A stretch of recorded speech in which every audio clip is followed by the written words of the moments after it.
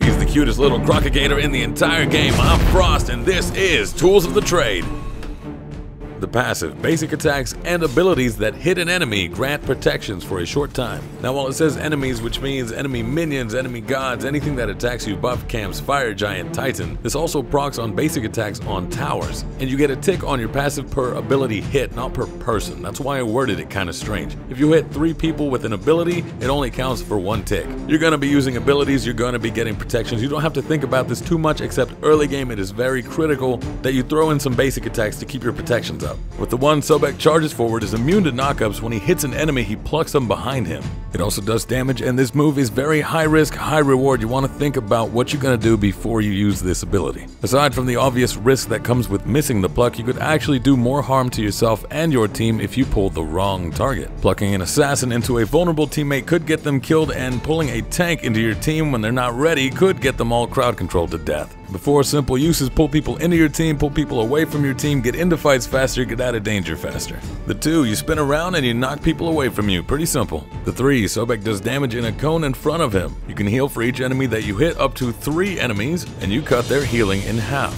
And the ultimate, Sobek goes underwater, he gains protections, regenerates his mana, he's immune to crowd control, he slows all enemies, and when he comes back up, he does damage to all enemies within a radius. Canceling this ability does do less damage. So in the early game, you're going to focus on sustain and damage. You're going to use your 3 to keep your health up, you're going to use that passive to keep your protections going, and you're going to look for plucks on people who are out of place. Once you get your ultimate, feel free to dump your entire kit and then go into your ultimate. Don't forget you regenerate mana. Going into the mid game, you're still going to be looking to do damage, you're going to have your sustain, and you're going to look for plucks on people out of place, but you're going to do that around the mid lane. And then going into the late game, depending on the compositions, if they're tankier, you're not really going to be looking to do much damage. You're going to look for more sustain, you're going to look to peel for your team more, and yes, you are going to look for plucks, but you're going to have to be a lot more careful with them.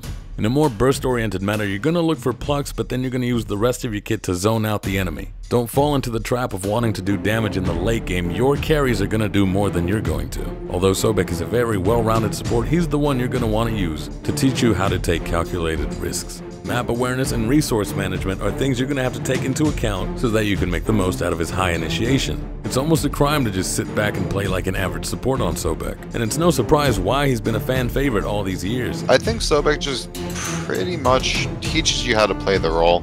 Like Sobek can instantly win games, he can instantly lose you games. Like, you can find picks with your Pluck, you can peel really well with your team, with Plucks and your 2.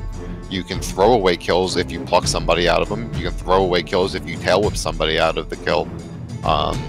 And you can also dive because your ult has such high damage, and like you have good lockdown when you're diving. Like, the god just does everything pretty well. It teaches you how to go in, it teaches you how to get out, it teaches you how to peel, it teaches you how to beat damage, and it teaches you that you can absolutely ruin games if you mess up, or you instantly die if if you miss. Like, you can instantly die off missing a Sobek Pluck, or you get beads on a Pluck because their beads are up. Like, you get turned on, it's your fault. Like, the god's really punishing and really rewarding at the same time.